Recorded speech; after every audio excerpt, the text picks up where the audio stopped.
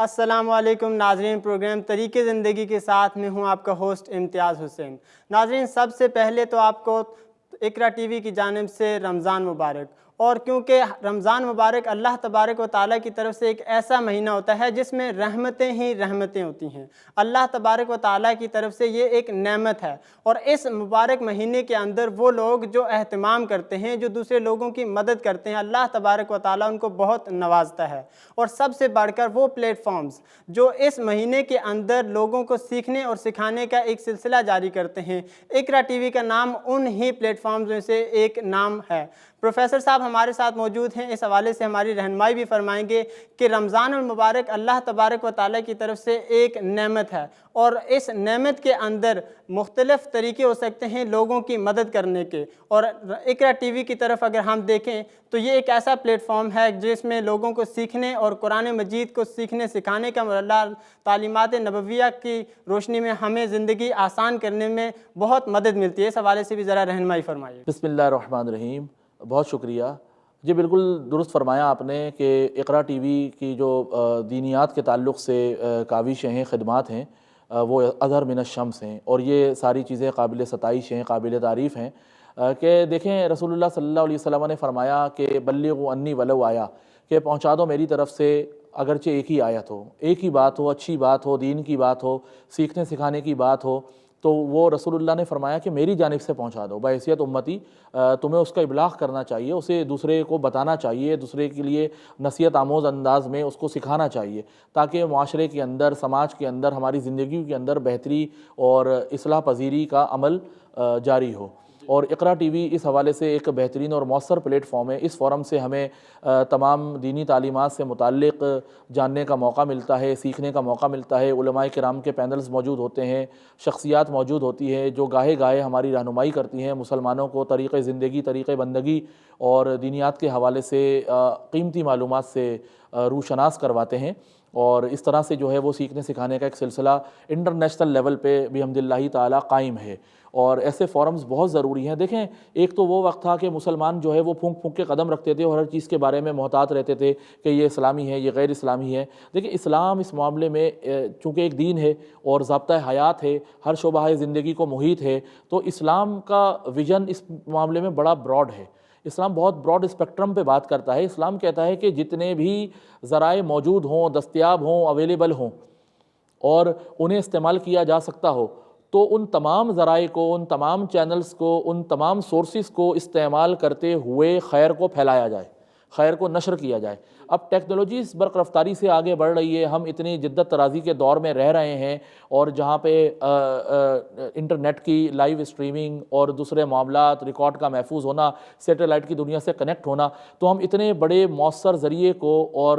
Source کو چھوڑ دیں، خیر پھیلانے کے حوالے سے استعمال نہ کریں، تو اس کا مطلب یہ ہوگا کہ ہم بدی کو، برائی کو، شر کو واک اوور دے رہے ہیں۔ ہمیں ایسا نہیں کرنا، ہمیں میدان خالی نہیں چھوڑنا، ہمیں اپنا رول پلے کرنا ہے۔ تو ایسے فورمز، ایسے پلیٹ فارمز اور اس طرح کے جو شعبہ جات قائم کرنے والے ادارے ہوتے ہیں جو ٹیکنالوجی کو استعمال کر رہے ہوتے ہیں، اور درست سمت میں، مثبت سمت میں، دینی تعلق سے، خیر کے تعلق سے، اچھائی پھیلانے کے تعلق سے، پروپیگیٹ کرنے کے تعلق سے، تو وہ تو بہت بڑا کار خیر سر انجام دے رہے ہیں، اور ان کی اس خدمت اور صدقہ جاریہ ہونے میں کوئی شک و شبہ نہیں ہے، بلکہ اسلام کا حکم یہی ہے اور تقاضا بھی یہی ہے۔ تو اس حوالے سے میں اقرا ٹی وی کو مبارکباد پیش کرتا ہوں کہ وہ اتنا فعال کردار ادا کر رہے ہیں، اور نیٹ کی دنیا کے اندر ٹیکنالوجی کو استعمال کرتے ہوئے، بروئے کار لاتے ہوئے دینی تعلیمات سے آگاہی مسلمان معاشروں کو فراہم کر رہے ہیں۔ دنیا بھر میں یہ دیکھا جا رہا ہے، اور مسلمان تو مسلمان، غیر مسلم بھی اس سے مستفید ہو رہے ہیں، مستفیض ہو رہے ہیں۔ مختلف زبانوں میں دینی تعلیم سکھانے کا سلسلہ، مختلف شخصیات کے ذریعے دینی دنیاوی حوالے سے انہیں ایجوکیٹ کرنے کا مؤثر انداز، ماشاءاللہ یہ ساری چیزیں قابل تعریف ہیں، اور یہ صدقہ جاریہ ہے، اس میں کوئی شبہ نہیں ہے۔ جی بالکل درست فرمایا۔ اقرا ٹی وی کی کاوشیں سوسائٹی کو بہتر کرنے کے حوالے سے اور مسلمانوں کی رہنمائی کے لیے بہت عمدہ ہیں۔ ہمارے ساتھ موجود ہیں پروفیسر راحیل اعجاز صاحب، جو رفتہ رفتہ ہماری رہنمائی اس پروگرام میں کرتے رہیں گے۔ پروفیسر صاحب، آج کا ہمارا عنوان ہے ان الدین عند اللہ الاسلام۔ اللہ تبارک و تعالیٰ کے ہاں دین اسلام ہے، اور جب ہم اسلام کی بات کرتے ہیں تو Islam is a complete code of life. ہم اسلام کو ایک مجموعی طور پر دیکھیں تو ہماری تمام زندگی میں جتنے بھی مسائل ہوتے ہیں وہ ہماری رہنمائی کرتا ہے۔ سب سے پہلے تو ہمیں یہ جاننا ہوگا کہ اسلام کیا ہے، ذرا اس حوالے سے رہنمائی فرمائیے گا۔ جی دیکھیں، دنیا کے اندر مختلف ادیان کی روایتیں موجود ہیں، روایات موجود ہیں، اور لوگ مختلف ادیان کو، مختلف مذاہب کو، مختلف دھرموں کو فالو کرتے ہیں، ان کے پیروکار بنتے ہیں، انہیں مانتے ہیں، ان پر عقیدہ رکھتے ہیں، ان کے بلیورز ہوتے ہیں۔ تو اس حوالے سے تو دو طرح کی تقسیم ہمارے سامنے آتی ہے۔ ایک تو وہ طبقہ ہے انسانیت میں جو بلیورز کہلاتا ہے، اور ایک وہ طبقہ ہے جو نان بلیورز کہلاتا ہے۔ میں یہاں نان بلیورز کی بات نہیں کر رہا، کیونکہ نان بلیورز تو وہ طبقہ ہے یا وہ لوگ ہیں جو کسی دین دھرم کو نہیں مانتے، ایتھیسٹ ہو جاتے ہیں اور ملحد ہو جاتے ہیں، الحاد کی طرف چلے جاتے ہیں، خدا کے منکر، مذہب کے منکر، کسی بھی دینی روایت کے منکر۔ تو ان کا معاملہ ذرا جدا ہے، لیکن یہاں میں بات کر رہا ہوں کہ جو دین کی روایت کے پیروکار ہیں اور کسی بھی دین سے تعلق رکھتے ہیں۔ اب دیکھیں، اس پہ بھی پھر دو طرح کی تقسیم ہمارے سامنے آتی ہے، ایک الہامی ادیان اور ایک غیر الہامی ادیان۔ الہامی ادیان تو وہ ہیں جن کا سلسلہ اللہ رب العزت کی طرف سے، اس کی جانب سے شروع کیا گیا، اور اللہ تعالیٰ نے انسانیت کی ہدایت کے لیے پہلے ہی دن سے، جب سے انسانیت کا آغاز ہوا، ہادیان کو بھیجنے کا سلسلہ قائم فرمایا، پیغمبروں کو بھیجا، نبیوں کو بھیجا، رسولوں کو بھیجا، تاکہ بھٹکی انسانیت کو اپنے اللہ کے راستے کی طرف بلائیں۔ اور دوسرے وہ غیر الہامی ادیان ہیں کہ جہاں پہ آپ یہ دیکھتے ہیں کہ وہ انسانی ساختہ ہیں، جیسے زرتشتی مذہب ہے، کنفیوشسزم ہے، جیسے سناتن دھرم ہندو دھرم ہے۔ تو یہ وہ ہیں جو انسانوں نے، یا بعض مفکرین مصلحین کے فلسفوں سے جن کا آغاز ہوا، پھر ان کے ماننے والے بڑھتے چلے گئے، اور اس طرح سے ایک پورے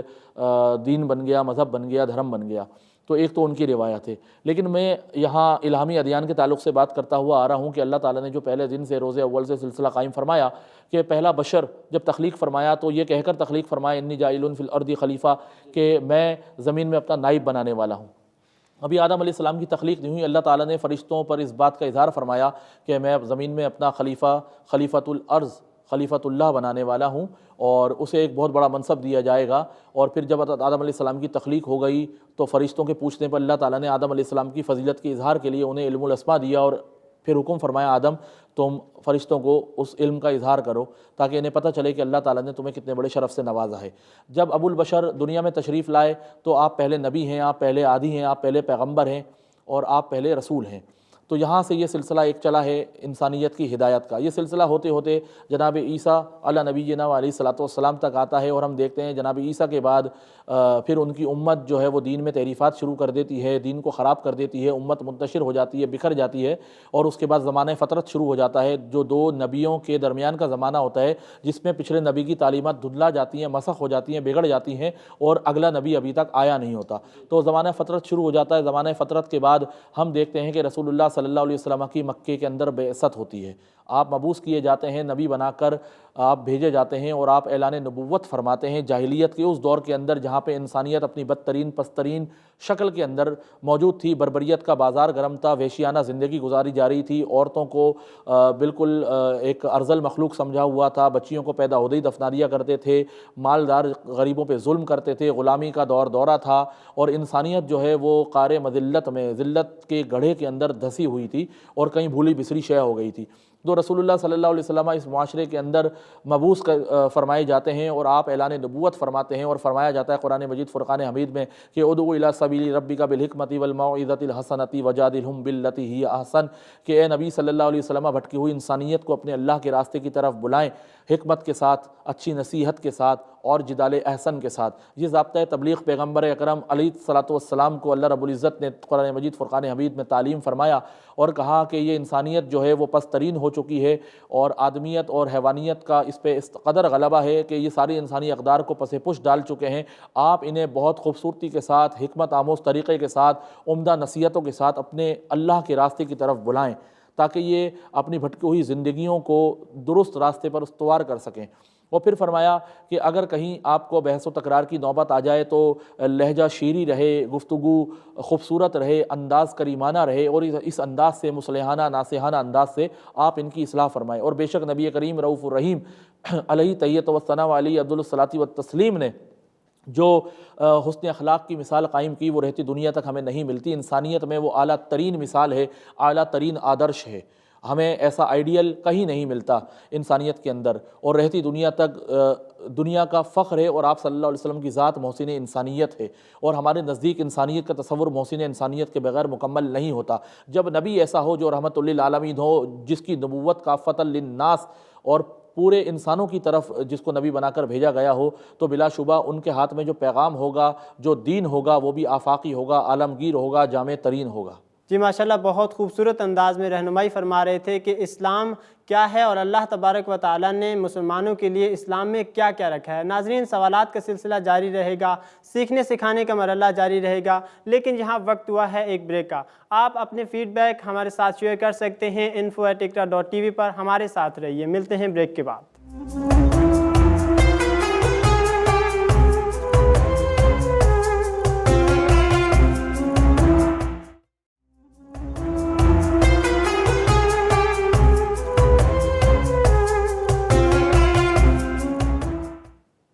ویلکم بیک۔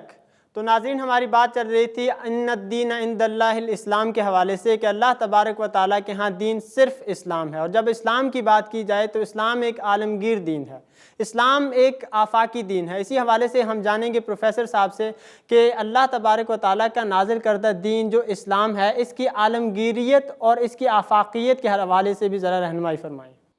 جی بالکل، ان الدین عند اللہ الاسلام، اللہ رب العزت نے قرآن مجید فرقان حمید میں ارشاد فرمایا کہ بے شک اللہ کے نزدیک دین تو اسلام ہی ہے، اور واقعی اسلام کے اندر ہی یہ خصوصیات ساری پائی جاتی ہیں کہ اسلام یونیورسل دین ہے، اسلام آفاقی دین ہے، اسلام عالمگیر دین ہے، بلکہ میں تو یوں کہوں گا سمجھانے کے لیے کہ اسلام کائناتی دین ہے۔ اس کے اندر تمام کائنات اور جتنی بھی کائناتیں اللہ رب العزت نے خلق فرمائی، اس کے لیے رہنمائی موجود ہے، اور اس کو سمجھنے کے حوالے سے سارا غور و فکر کا، تفکر و تدبر و تذکر و تعقل کا سامان موجود ہے، ساری ریشنلٹی موجود ہے، ساری لاجکس موجود ہیں، سارا فطریات کا سامان موجود ہے، ہدایات کا سامان موجود ہے، احکامات موجود ہیں۔ کیونکہ یہ تنزیل من رب العالمین ہے، یہ شرائع من اللہ ہے، یہ امر اللہ ہے، یہ اللہ رب العزت کی وہ نبوت جو عالمگیر نبوت ہے، اور جو سیدنا محمد رسول اللہ صلی اللہ علیہ وسلم کے ذریعے اللہ تعالیٰ نے نازل فرمائی، ان پر انہیں منتخب فرمایا، جن کے لیے فرمایا گیا وما ارسلناک الا رحمۃ للعالمین، کہ اے نبی ہم نے آپ کو نہیں بھیجا مگر سارے جہانوں کے لیے، ساری کائناتوں کے لیے، ساری مخلوقات کی طرف رحمت بنا کر۔ تو آپ دیکھیں کہ یہاں پہ رحمت للعالمین کا جو لفظ استعمال ہوتا ہے، العالمین کا وہی صیغہ ہے جو رب العالمین کے اندر ہے۔ اس حوالے سے بھی ذرا رہنمائی فرمائیں کہ ایک انسان اسلام سے کس طرح رہنمائی لے سکتا ہے؟ دیکھیں، بحیثیت مسلمان تو ہمیں رہنمائی لینا ہی اسلام سے ہے، لینا ہی اصل سرچشمہ اسلام سے ہے، اسوہ رسول سے ہے، قرآن مجید فرقان حمید سے ہے۔ ہمارے پاس اور کوئی دوسرا مستند ذریعہ نہیں ہے، کیونکہ قرآن مجید ہدایت ربانی اللہ کا نازل کردہ کلام ہے، اللہ کی طرف سے بھیجا گیا ہے، تو یہی وہ چیز ہے، یہی وہ ہدایت ہے، یہی وہ کتاب ہے، یہی وہ تعلیمات ہیں، یہی وہ احکامات ہیں، یہی وہ پیغامات ہیں جن میں کوئی شک نہیں ہے۔ جب شک نہیں ہے تو یہ قطعی ہیں، یہ حتمی ہیں، یہ اٹل ہیں، یہ فائنلائزڈ ہیں، اس میں کسی قسم کی کوئی رد و بدل قیامت تک نہیں ہوگی۔ اب اس میں دو باتیں یاد رکھیں کہ دین کے اعتبار سے، دین کے تعلق سے دو چیزیں ہوتی ہیں، ایک ہوتی ہے حیات اصلیہ، ایک ہوتی ہے حیات قضائیہ۔ حیات اصلیہ جو ہے وہ بنیادی ڈھانچہ اور سانچہ و ڈھانچہ ہوتا ہے، ٹھیک ہے، اصولیات۔ تو دین کی اصولیات، ایمانیات اور جو اللہ رب العزت کی نازل شدہ ہدایات ہیں وہ غیر متبدل ہوتی ہیں، یعنی وہ کبھی بھی تبدیل نہیں ہو سکتی، اس میں کوئی تبدیلی نہیں آئے گی، اور وہ اصولی ہوتی ہیں، وہ فارمولے کی حیثیت میں ہوتی ہیں، اور اس میں کسی قسم کا کوئی انحراف، رد و بدل، ترمیم، تنسیخ نہیں ہوتی۔ اور دوسرا ہوتا ہے دین کے اندر معاملہ حیات قضائیہ کا۔ اب حیات قضائیہ کیا ہے کہ دیکھیں، قرآن نے، اسلام نے، شارع علیہ السلام نے اصول بیان فرما دیے، جی، فارمولے دے دیے، صحیح، بنیادی احکامات آپ کے پاس آ گئے، پیغامات آ گئے۔ اب اس میں اتنی لچک رکھی گئی ہے کہ قیامت تک کے انسانوں کی تمام ضروریات کو وہ کافی ہوں، ٹھیک ہے، اور تمام انسان جو جس دور میں آئیں، پیدا ہوں، اپنے دور کے حساب سے ان تعلیمات الہیہ پر، ان احکامات پر بآسانی عمل کرنے کے قابل ہو سکیں، یعنی ان کو اپنی زندگیوں میں پریکٹس کر سکیں، برت سکیں اور جاری کر سکیں، ٹھیک ہے۔ تو حیات قضائیہ جو ہے وہ اصل تعلیمات کے اصولوں کی روشنی میں، اصل تعلیمات کے ہدایت ربانی کے فارمولوں کی روشنی میں جو نبی کریم علیہ الصلوۃ والسلام نے ہمیں دیے، اس کی بنیاد پر اجتہاد کرتے ہوئے تعبیرات اور اخذ کرنے اور نتائج نکال کر حل پیش کرنے کا نام ہے۔ ظاہر انسانیت ادوار کی صورت میں آگے بڑھے گی، ارتقا ہوگا، مؤثرات زندگی بدلیں گے، نئے نئے تقاضے پیدا ہوں گے۔ جب وہ تقاضے پیدا ہوں گے، احتیاجات پیدا ہوں گی، تو ان کے حل کی طرف بھی انسان کو جانا پڑے گا۔ تو ہمیں یہ بات یقینی بنانی ہوگی کہ ہم اس کا حل خدا و رسول کی منشا کے مطابق تلاش کریں۔ تو جب منشا کے مطابق تلاش کریں اور ہم اس میں افراط و تفریط کا شکار نہ ہو، بھٹکے نہیں، کجروی کا شکار نہ ہو اور غلط راستے پہ نہ جائیں، تو اس کے لیے ہم نے اصولی حیثیت میں اصل سرچشمہ اسلام سے تعلیمات کے اصول دیکھتے ہوئے، مد نظر رکھتے ہوئے، علماء فقہا کا یہ فرض بنتا ہے کہ وہ اجتہاد کو بروئے کار لائیں اور انسانیت کے مشکلات کا عملی حل ان اصولوں کی روشنی میں تلاش کریں۔ جب وہ یہ حل تلاش کر لیں گے اور تلاش کر کے اپنے دور کے انسانوں کے سامنے رکھیں گے، تو ان کے دور کے انسانوں کے سامنے اسلام کی تعلیمات پر عمل کرنا آسان ہو جائے گا۔ اس طرح سے وہ اللہ و رسول کی بارگاہ میں سرخرو ہو سکیں گے۔ اور یہ ہیئت قضائیہ کہلاتی ہے، یہ ہر دور کے لیے ہوتی ہے، اور ہر دور کے انسانوں میں کچھ خصوصی انسان ایسے ہوتے ہیں، کچھ ایسے افراد ہوتے ہیں جو فقہاء کرام ہوتے ہیں، جو علماء ہوتے ہیں، اس دور کے فضلاء ہوتے ہیں، جنہیں اللہ خاص طور پر یہ صلاحیت عطا فرماتا ہے، وہ اس پر قد و کاوش کرتے ہیں، اپنا غور و فکر کرتے ہیں، کیونکہ اللہ تعالیٰ نے انہیں اتنا علم دیا ہوتا ہے، انہیں اتنی کمانڈ دی ہوتی ہے، تو وہ پھر مؤثر حل پیش کرتے ہیں۔ اور یہ سلسلہ اسلام کی ایسی خصوصیت ہے جو کسی اور دین دھرم میں نہیں پائی جاتی۔ اس لیے اسلام کے اصول جو ہیں وہ بہت آفاقی ہیں، بہت عالمگیر ہیں، بہت یونیورسل ہیں، اور قیامت تک آنے والے تمام انسان، خواہ وہ کسی بھی دور سے تعلق رکھتا ہو اور ترقیوں کی کتنی ہی منازل طے کر لے اور کہاں سے کہاں پہنچ جائے، اس کے لیے بھی اسلامی تعلیمات میں، قرآن مجید میں، اسوہ رسول میں، سیرت رسول میں ہر مشکل کا، ہر الجھن کا حل بہترین انداز میں موجود ہے۔ صرف غور و فکر کی ضرورت ہے۔ ہاں، ہیئت اصلیہ اور ہیئت قضائیہ کے فرق کو ملحوظ رکھا جائے۔ ہم جب یہ کہتے ہیں کہ اسلام کی فلاں فلاں تعلیمات سمجھ میں نہیں آ رہی، تو وہ اصل میں اسلام کے اصل تعلیمات نہیں ہوتی، اصل اصول نہیں ہوتے، بلکہ وہ شخصیات کے فہم و فراست پہ مبنی اخذ کیے گئے نتائج ہوتے ہیں۔ دیکھیں، انسانی فہم فیلئر کرتا ہے، اللہ کی تعلیم فیل نہیں کرتی۔ انسان کی سمجھ، اس کی انڈرسٹینڈنگ، اس کا پرسیپشن ناکافی ہوتا ہے، کیونکہ وہ پچھلے دور کا انسان تھا۔ جب اگلے دور کا انسان آتا ہے تو وہ اس سے استفادہ کرنے کی کوشش کرتا ہے، تو پچھلے دور کی انٹرپریٹیشنز ناکافی ثابت ہوتی ہے۔ تو چاہیے یہ کہ آپ اسلام کو فیلئر قرار دیں، بجائے اس کے آپ یہ دیکھیں کہ جس شخصیات نے وہ تعبیر کی تھی، وہ ان کے اپنے وقت کے لحاظ سے تھی، ان کی اپنی ذہنی سمجھ کے لحاظ سے تھی، ان کی اپنی بیسٹ کاوش تھی جو انہوں نے دین کے اصول کے روشنی میں کی۔ اگلے والوں کو چاہیے کہ ان کے علماء، فضلاء، فقہا اپنے دور کی ضروریات کے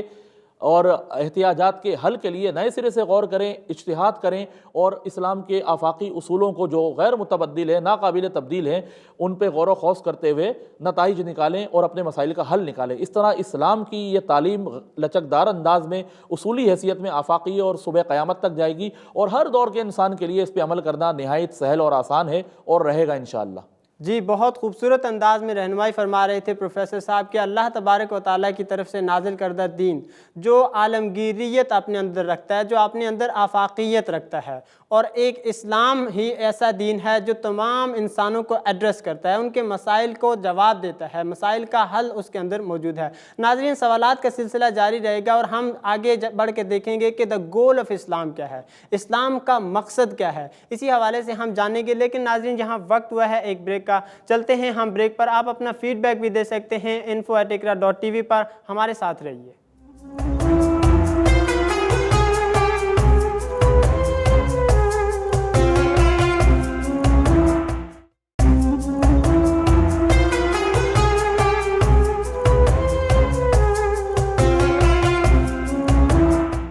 ویلکم بیک۔ تو ناظرین، ہماری بات ہو رہی تھی اسلام کے ہدف کے حوالے سے کہ ہر چیز کا ایک ہدف ہوتا ہے، اس کا ایک ٹارگٹ ہوتا ہے۔ تو جب ہم اسلام کی بات کریں تو یقیناً اسلام کا بھی ایک ہدف ہوگا۔ ہم پروفیسر صاحب سے جانیں گے، پروفیسر صاحب کیا فرماتے ہیں کہ اسلام کا ہدف کیا ہے؟ دیکھیں، آپ نے مقصد پر بات کی کہ اسلام کیا چاہتا ہے۔ دیکھیں، قرآن مجید فرقان حمید کا موضوع سمجھیں۔ قرآن مجید کا موضوع کیا ہے؟ قرآن مجید کا موضوع انسان ہے۔ قرآن مجید اللہ رب العزت کی ہدایات پر مبنی کلام ہے، احکامات پر مبنی کلام ہے، پیغامات پر مبنی کلام ہے۔ یہ رسالات اللہ ہیں جو اللہ کی طرف سے نازل شدہ ہیں،